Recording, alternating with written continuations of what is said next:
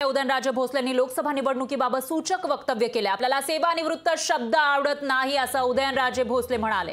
राजकारणातून सेवानिवृत्त होणार नाही असंही उदयनराजेंनी म्हटलेलं आहे। एका शिक्षकाच्या सेवानिवृत्ती कार्यक्रमात उदयनराजेंनी ही मिश्किल टिप्पणी केलेली आहे। उदयनराजे भोसले जे साताऱ्यातून भाजपचे उमेदवार असल्याची माहिती समोर आलेली आहे, पण अजून अधिकृत घोषणा झालेली नाही आणि त्याच पार्श्वभूमीवर उदयनराजे भोसले यांनी एक संकेत सूचक वक्तव्य केल्याचं पाहायला मिळते। आपल्याला सेवानिवृत्त हा शब्द आवडत नाही, राजकारणातून सेवानिवृत्त होणार नाही असं उदयनराजे भोसले एका शिक्षकाच्या सेवानिवृत्ती कार्यक्रमात बोलत होते।